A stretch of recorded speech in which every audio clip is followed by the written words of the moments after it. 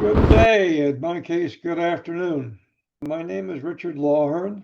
When I had hair, people called me Red Lawhern. I'm here today with Jamie Sanchez on DocToks to create a permanent resource for the DocToks website and for further discussion in the various groups that meet weekly under her supervision and that of Dr. Forrest Tennant. Just a word on me before we go further. I am what is loosely called a healthcare educator, and I am an educator not only for patients, but for clinicians in courses that are accredited by the highly prestigious Postgraduate Institute for Medicine, and which have been requested, funded, and produced by the DC Department of Health in the United States. I have 28 years experience in this field. I have over 300 published papers in a mixture of peer-reviewed journals and mass media, and I speak from the perspective of being a member of the Speakers Bureau of the National Campaign to Protect People in Pain.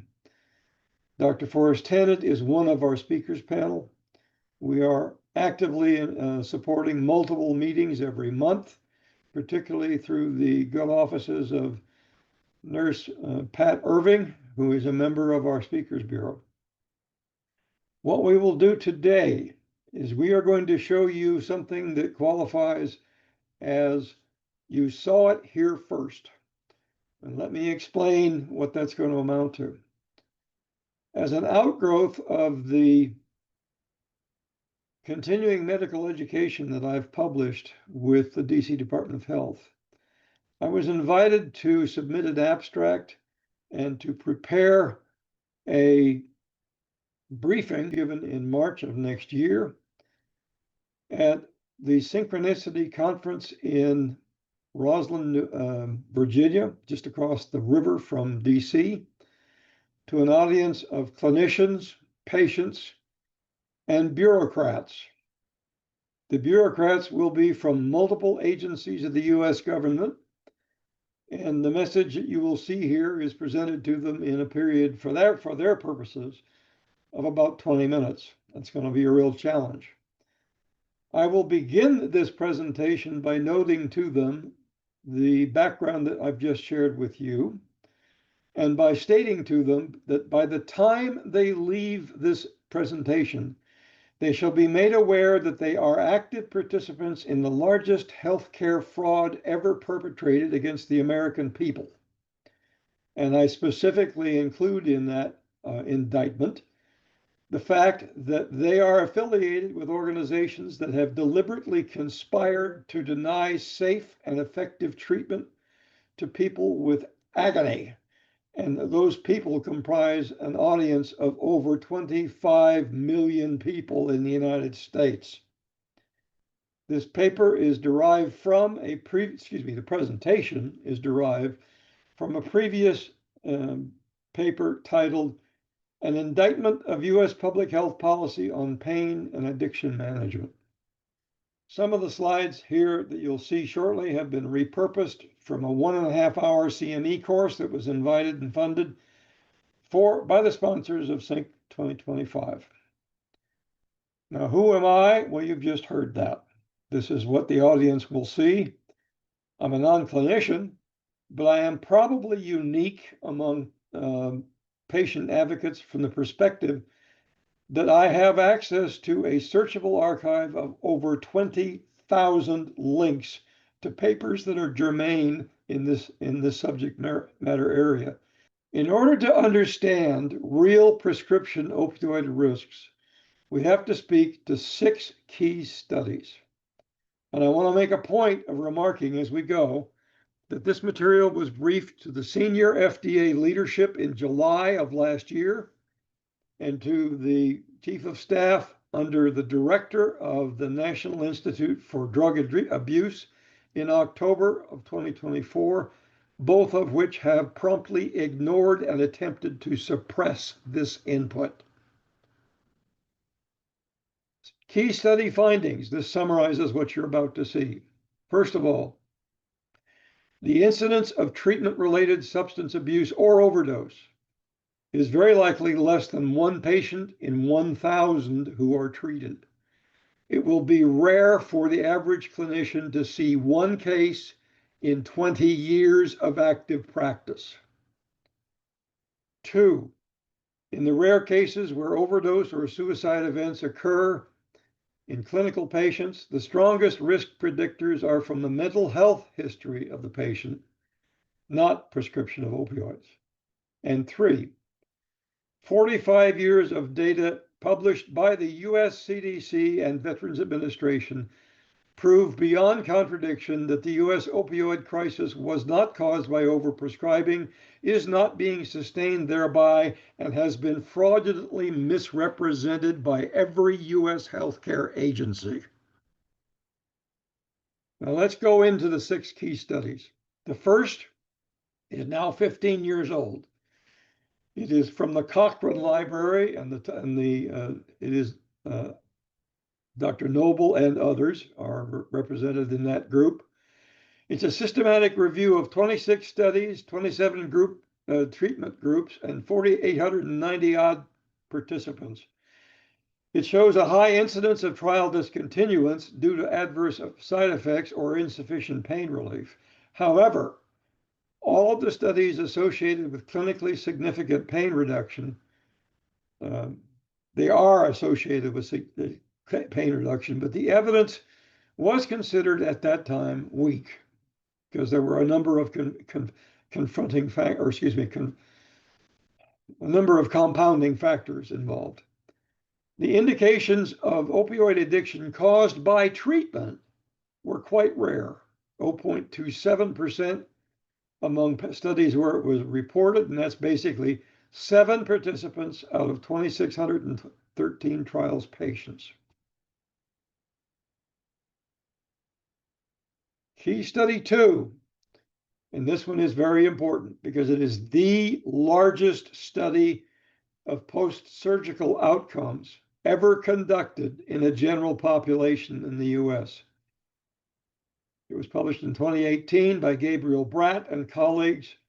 It analyzed the records of 37,600,000 plus commercially insured patients over an 8-year period.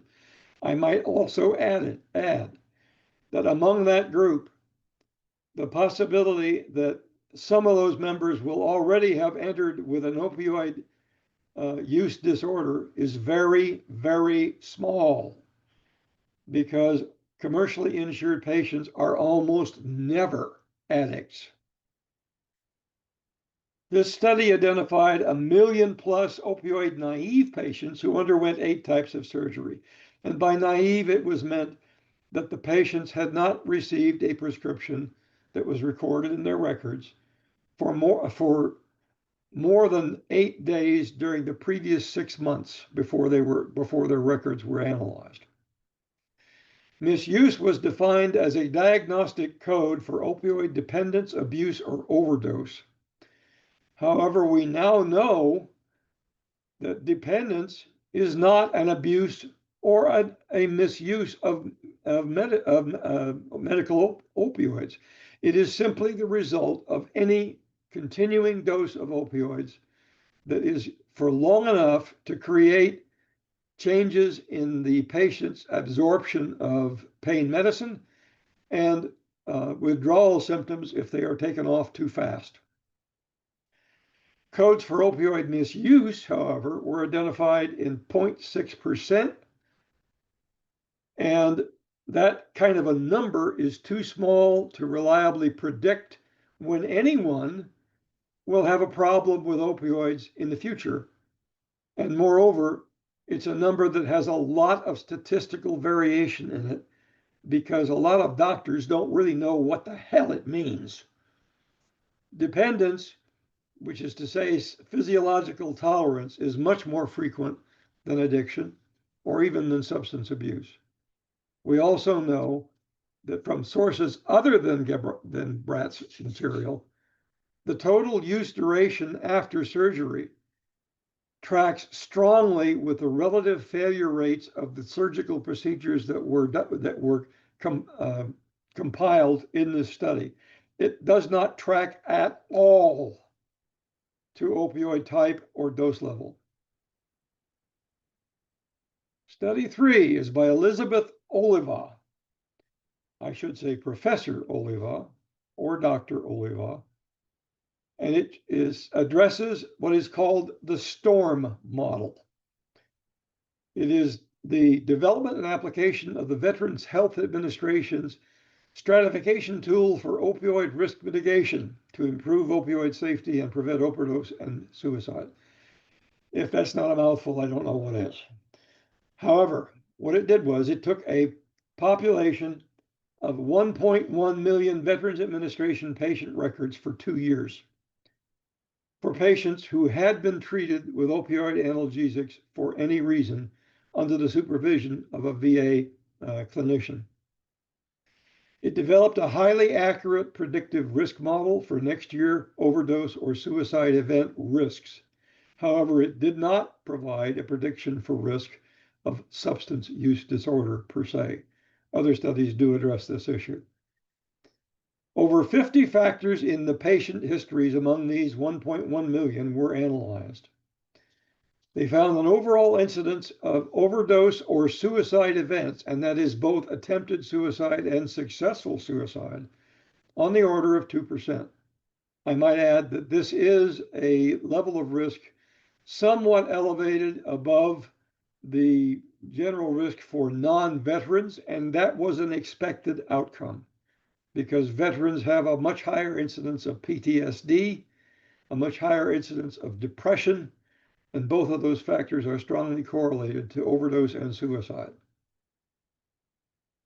Over 50 factors were analyzed.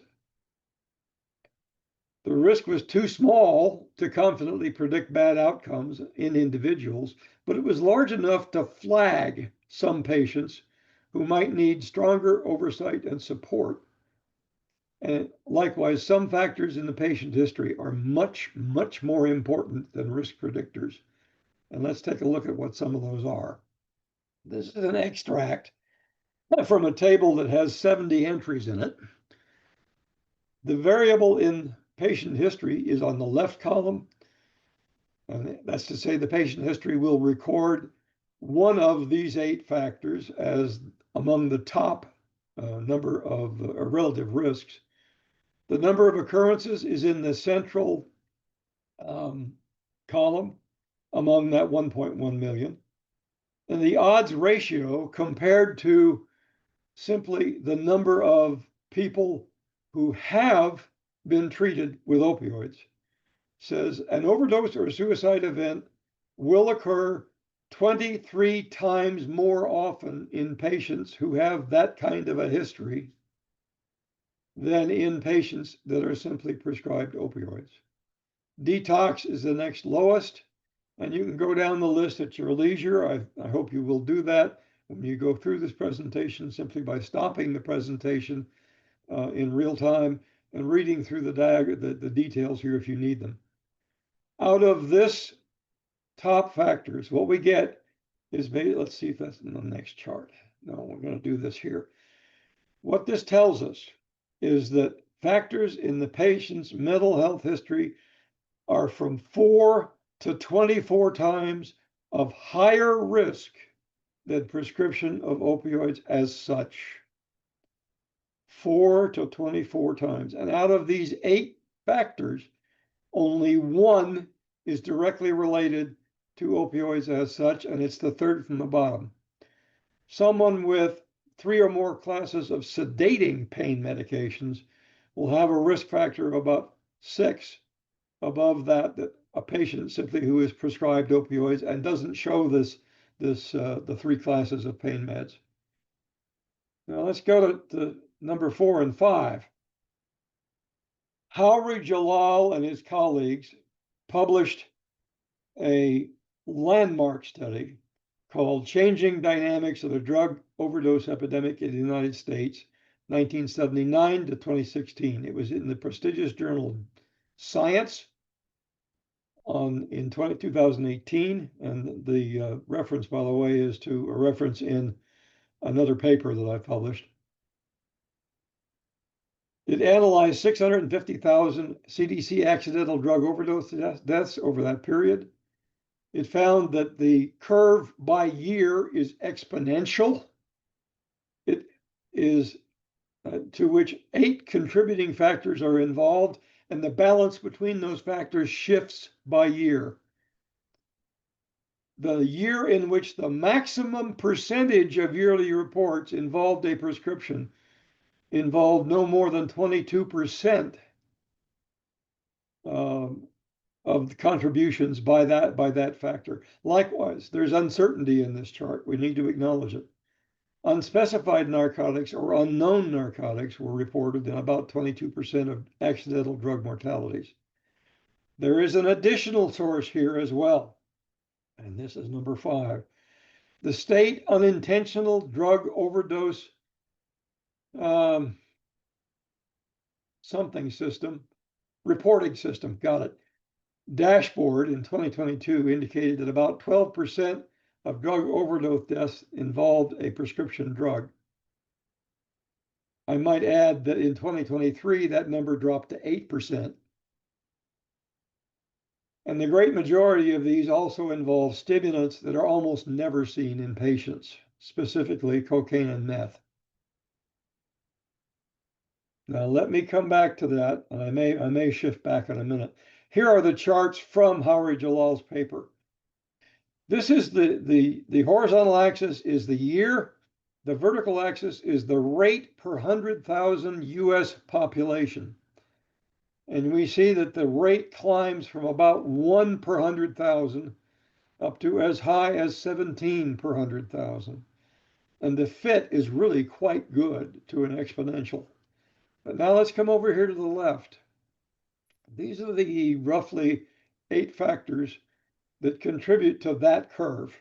They overlap to some degree because in some reports you'll see more than one contributing factor reported. But let's take a look at prescription opioids, the blue line right here. Over this period of time, it runs up from something on the order of 0.7 deaths per 100,000 up to a peak in about 2011 of 3 opioid deaths. It dips for 2 years and then continues upward after that period. But let's look at a couple of other things.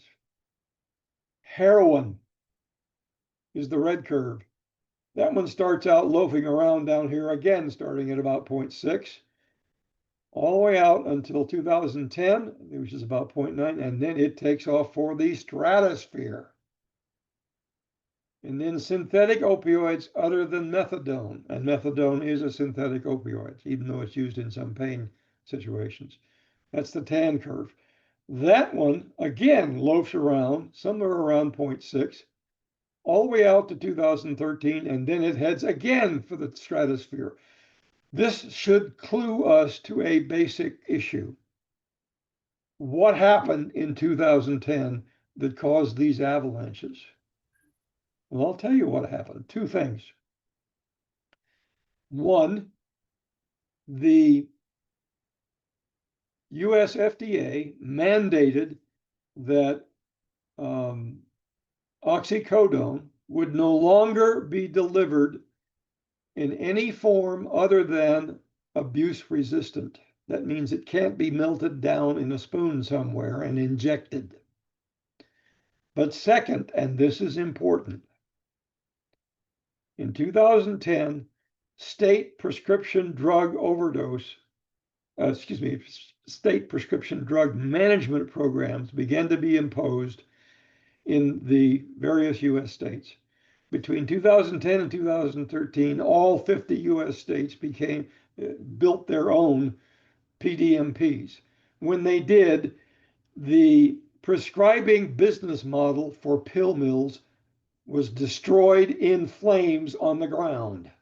Anybody who is still running a pill mill is an idiot because it's easily detected.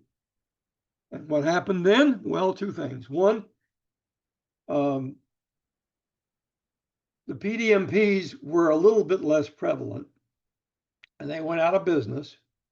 And people who had been diverting drugs, either for resale or for their own use, found that they had to go to the street to get more drugs. What happened then? Well, the drug lords down south in South America and in China, and believe me, there are drug lords in China if you didn't know. The drug lords decided, oh, well, we'll just have to find some other way to get our product into the US. So what did they do? They shifted from heroin to synthetic, illegally produced I'll get it right yet. The name completely escapes me. I'm sorry. It's a synthetic opioid. Fentanyl. Thank you. Fentanyl. Pardon my humor. And thank you, Jamie. You're an angel. I appreciate you. You're welcome. Thank you. They shifted to fentanyl. And what's the problem with fentanyl? Well, you know that the legal form of fentanyl is one of the most powerful pain relievers known to humankind. It's in fact 50 times more powerful than oxycodone. But the problem with that is that they shifted to a form that was put into counterfeit pills. The counterfeits started killing people rapidly in 2010 and continued killing them right up to the present time. And I'll show you a little, I won't show you that from Sudor's, but we can do it on another presentation time. So what we got is the perfect storm. And what Jalal et al. Reported in 2018 or 19 was that the perfect storm was created by illegal drugs, not by legal prescriptions.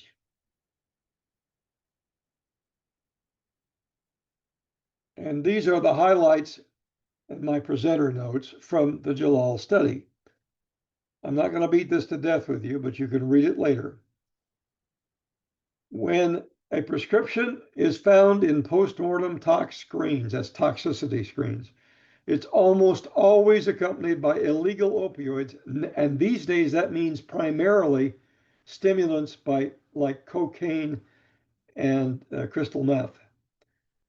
We do know, and this is to be only fair, determining the causes of death is a complex business, and it is subject to uncertainty. However, here's the thumper. The results of this mortality analysis have been known for 6 years by the US DEA and the Department of Justice, who have promptly ignored it entirely and attempted to suppress it. Pardon my French. I won't use swear words here. Correct me if needed, Jamie. Totally fine. This was reported in a 2019 Division of Diversion Control Conference for clinicians who were renewing licenses to prescribe controlled substances. And we have the reference for that. We found it. A friend of mine pointed it out to me, and I about hit the overhead when I found it and read it. So there are a few things that you also want to know about this that have been published by a colleague of mine by the name of Larry Aubrey and a friend of his, B. Thomas Carr, in 22. This is one of the most widely cited studies in American pain medicine. What they found is that there is no cause and effect relationship between the rates of opioid prescribing by doctors at the state level versus rates of either opioid-involved hospitalizations or accidental drug overdose deaths. Zip, nada, nothing. Nada, and what this tells us is that overprescribing did not create the US opioid crisis and just isn't sustaining it now. And the horrifying part of that is that this is known to every US healthcare agency in the business and to law enforcement. And they continue prosecuting and persecuting clinicians into prison, despite the knowledge that what they are doing is fraud. It's that simple. The implications are that recent declines in accidental opioid overdose deaths involve multiple factors.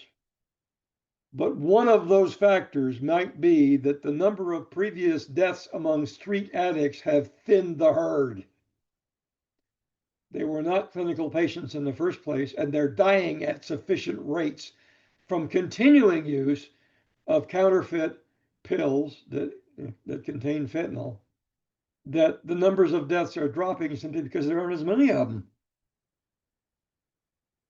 Now, here's a chart that was done by Aubrey and Carr. I'm going to do this very, very briefly. It isn't absolutely important that you know the detail, but it's available if you can go back and look at it.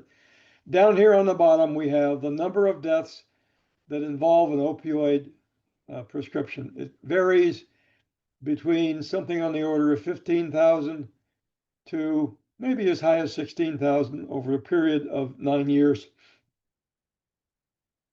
Up here in the blue, we get, let's see, where is it? Treatment admissions in thousands over here. The admissions to hospitals varies from 450 to 650,000 patients per year. It's called AOD, any opioid death. Excuse me, this is any opioid death, period, from all sources. I beg your pardon, that was a mistake on my part. The number of admissions in thousands is closely parallel, but these are almost all admissions due to illegal opioids. When you add them up, you get it up here. And you get this high curve that varies from something on the order of 38,000 to as high as 70,000 plus at 2019. I might add that it peaks and dips somewhat after that. But now here's the kicker.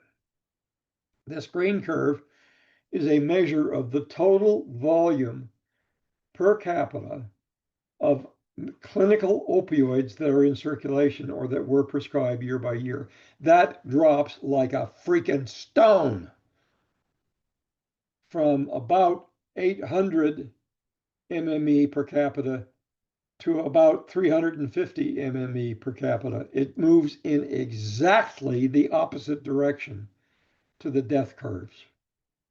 You can't get this result unless you lie about it from any source other than illegal drugs. You can't get this result, these kind of curves, from prescription opioids. It can't happen. And let's see what else I got here.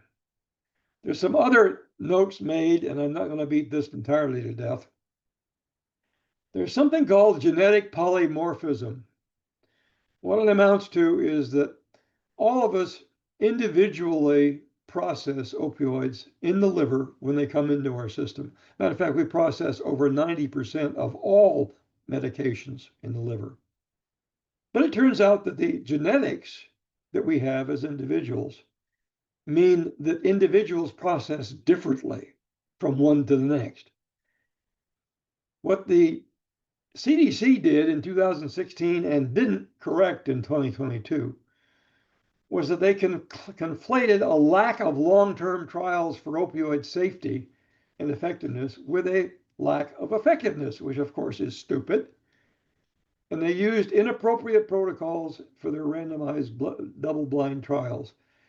But genetic polymorphism means that every trial we have for safety and effectiveness needs to be burned to the ground and done over, because they don't measure what they purport to measure. Likewise, the Agency for Healthcare Research and Quality made some major errors of method in the analyses that they developed and that were reported in the CDC 2022 guidelines. And one of the errors they made was that they took data for the dental administration of single shots and extrapolated it to conclusions about the ongoing administration of opioids by mouth for all patients. This was an error that I pointed out directly by email with the assistance of 3 others in 2000, roughly 19, to the deputy director, excuse me, the acting director of AHRQ. What did this idiot do? He turned my letter around and sent it to the people who did the studies, who promptly said, it isn't important, ignore it. They deliberately and fraudulently misrepresented the validity of their own studies. Likewise, we now know that MMED as a risk threshold metric is completely inappropriate in all patients because it has almost no effect, and many patients do much better than the very low thresholds that are quoted in the guidelines. Likewise, the CDC recommended that non-opioid therapy was preferable to opioids. But there's a very interesting item there that they don't tell you, and that is that there are no opioid studies versus non-opioid studies that compare the two against each other. Zip, nada. I use that phrase a lot, don't I? Okay. There were no either-or trials that demonstrated any such thing. And likewise, non-invasive, non-pharmaceutical therapies, for instance, like counseling or what is it called? Cognitive behavior training, things like it. Those therapies are at most an adjunct to a program of effective analgesics because they don't improve pain more than about 2 levels out of 10. You talk to me you talk to a patient who has something like CRPS, complex regional pain syndrome, and you say, would you be willing to settle for a sole treatment that improves your pain from 7 to 5? Sorry, folks, no sale. So let's go down to our conclusions. The guidelines that are now out there are substantially in error on both the science and the ethics. The derivative law enforcement or pain state board criminalization of pain management is highly inappropriate.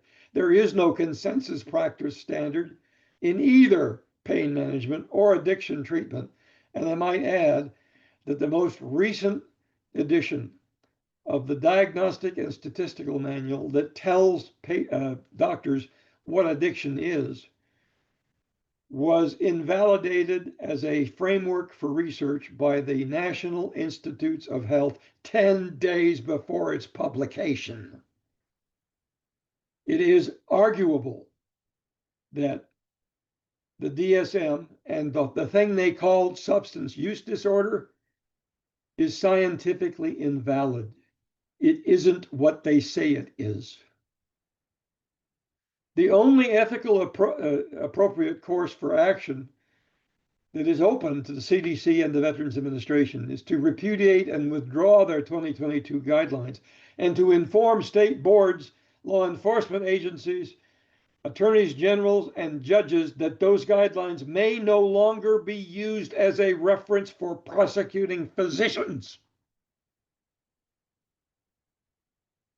Likewise, at the urging of 6 U.S. national clinical associations that represent over 600,000 clinicians and medical students, quote, it is time to end political interference in the practice of evidence-based medicine. And you can see me clapping online. Now, I'm going to provide with this presentation references and additional reading. There's like, let's see, 1, 2, 3, 4, 5, 6 pages of them. Now, these include details of the references I spoke to in the 6 studies that I just covered, but they're not restricted to that. For instance, here, I have I've made a compendium. That's called Assembling in One Place, of 23 papers that are critical of U.S. public health policy on pain management addiction.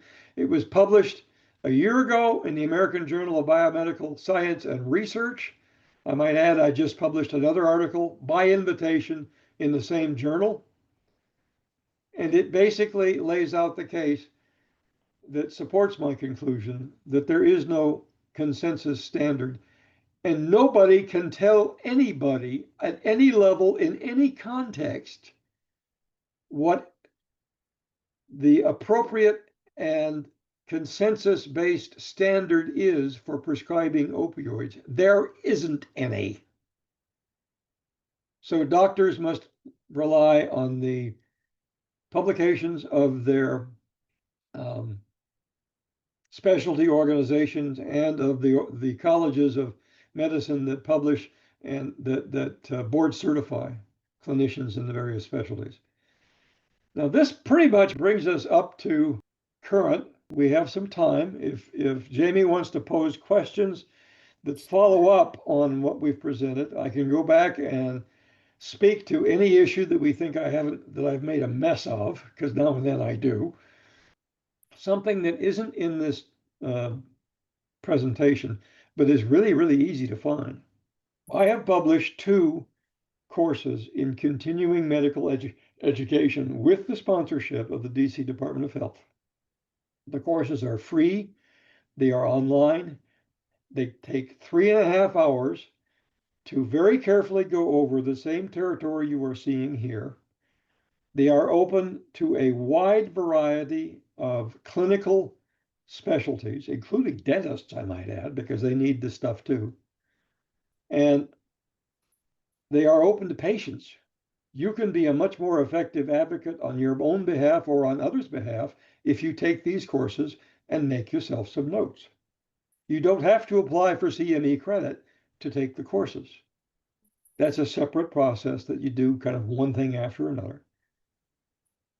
The second of these courses is 2 hours long. And it turns out that I had as my principal peer reviewer on that CME course the president of the association that published it. It is the American Society of Interventional Pain Physicians, ASIPP, and it utterly destroys the case that any prosecutor can make against your doctor. I will repeat this. These courses for a doctor can save the lives of your patients and keep your ass out of jail. If you don't take the course, you are medically negligent and you should be in jail. Okay. Jamie, if you have any questions, pose them and we'll deal with them and then we can wrap up.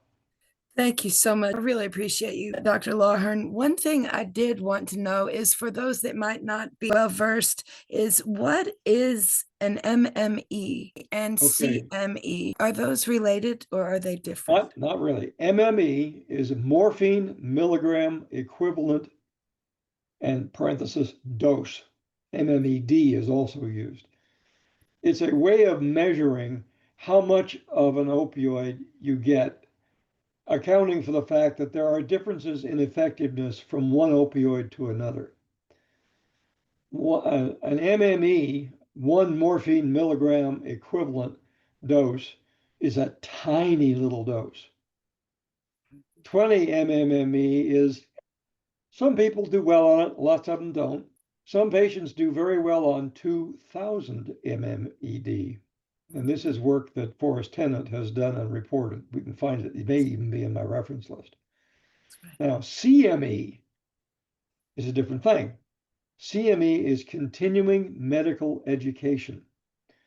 And it turns out that doctors and PAs and nurses and pharmacists from state to state are required to take a certain number of hours every year or every other year in their specialty of courses that are accredited and that are accepted for credit to meet their requirement of generally something on the order of 4 to 8 hours of CME every year to 2 years.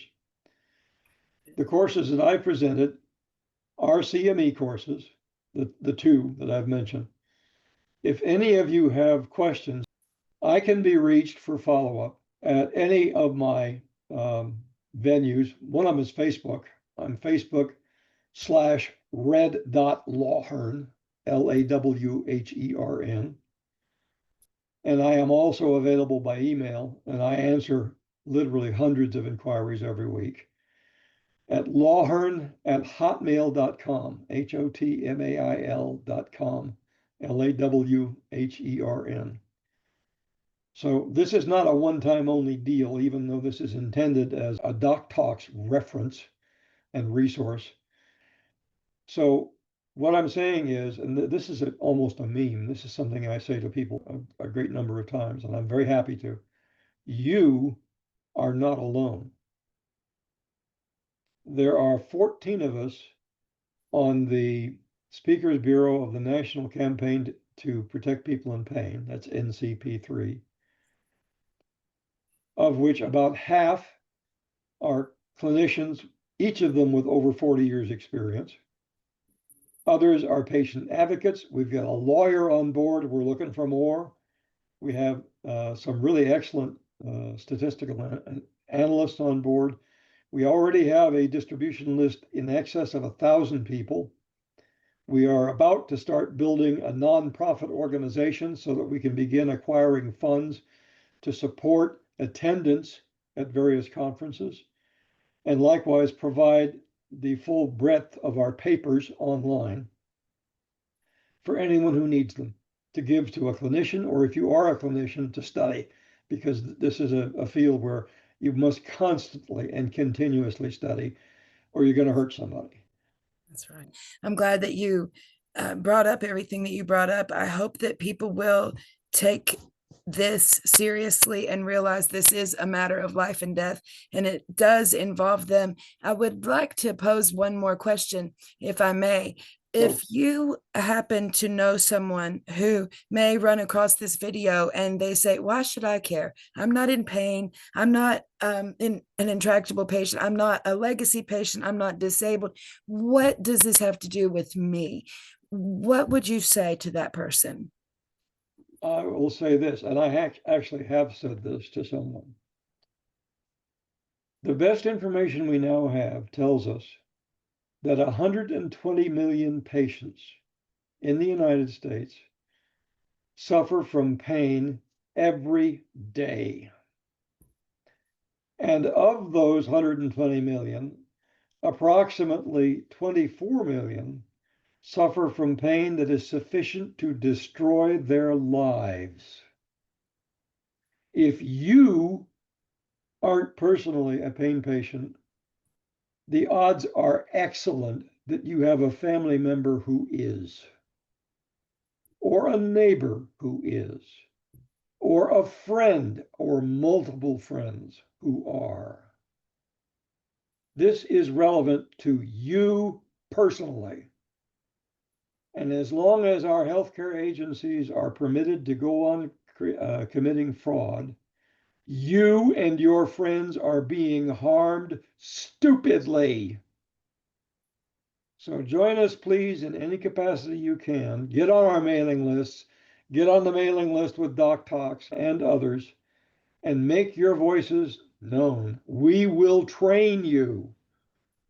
Take a placard to your state capitol and parade up and down on the steps of the state legislature with the message, I am a pain patient. Help me, you idiots. It can be just that simple. Yes. I hope I answered your question, Jamie. You sure did. You sure did. That was the answer I was hoping for. So that's great. Do you have any other recommendations for people who feel that they can't help? They are in intractable pain. They're the 1 to 5% of the chronic pain community that is intractable, and they say there's nothing I can do to help. I'm too sick to help. Yeah, I get it. And what I do again, when I have this question does come up, it comes up frequently, and it should, is real. Many people can't act on their own behalf, either because they aren't trained or because they're too defocused, or they just don't have enough spoons in the day. You've heard the 10 spoon theory. Most of us have. if you can't help, who do you know in your family who might? Do you have a husband or a spouse? And I guess that includes partners of all kinds, who is not a pain patient and who wants to help you? Send them to us. We'll train them. Do you know someone who a neighbor or a friend, or doesn't have to be a doctor? Do you know someone who has a friend who runs a newsroom in your local television station, or even a regional television station? A lot of people do. Send them to us. We'll give them an earful. We want to publicize this or elements of this presentation, and I can do this in 5 minutes, by the way. I've done it before. We want to publish segments on television and on radio in prime time that basically says your healthcare agencies are lying to you and you are suffering because you haven't done anything about it. Even if a person is just able to click the share button, I think that holds a lot of weight, don't you? Do you feel that Yes, just I do. sharing by itself, that's a lot, isn't it? It is. And I'll tell you one other thing about this. If anybody is in a position where they can write me even a paragraph, Mhm. I have a morgue file of paragraphs like this. When I want to get somebody's message out, I post in social media groups that serve over 2 million clinical specialists who are already subscribed to hear the message. Likewise, those groups include Washington lawyers and legislators. And I've published in groups in magazines that are read by those people and read fairly widely by those people. If you can't do this for yourself, we're okay. I know, I get that. But what you can do is you can send me a blurb, little like this size on paper. You can send me a blurb that says, this is my situation. I'm sorry I can't write more, but I need some help here. I can put your blurb in front of 4 million people in 5 minutes.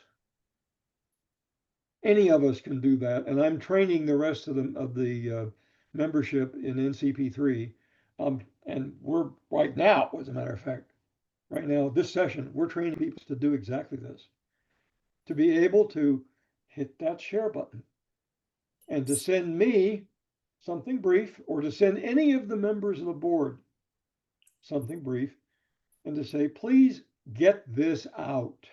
Put this in front of people who have the power to say, we got to change it. The message I give to legislators is pay attention to this issue or go home. I represent a voting bloc of 24 million people, and we want your help. And if you don't give it to us, get out of here. That's right. Yeah. What exactly are they doing if they're not doing their jobs? Right. Not much these days, but that's a different matter. You've all seen form letters that the politicians write. The idea is we won't insult anybody too very much. And for God's sake, we won't insult the very powerful and hidden interests who have already bought us. One political thing I'd love to see happen, it is that there should be a pledge that a legislator can take that says, if anyone representing dark money interests comes to me asking to give me a donation, and then to hear my message in return is, go home. I won't accept your dark money. That's right. I will not accept any donation from anyone that is greater than $50, because I am going to represent the people and not you assholes. That's right. Pardon my French.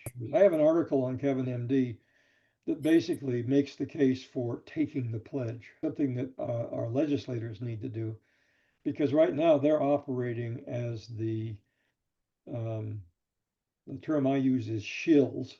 It's the misrepresentation game. So, I, in a way, I am the bad cop in a good cop, bad cop narrative. Telling legislators and regulators is, do it my way or I'll destroy you. There are others, and our patients are among them, that says, do it my way and I will support you. So that's the good cop. And if there are enough good cops out there for my one bad cop, 28 years worth, we'll change something. That's right. We'll help you and you'll help yourself. Yes. Thank you so very much. Thank you for doing this. Encourage others to do the same. And we'll make this narrative happen and we'll make it unignorable.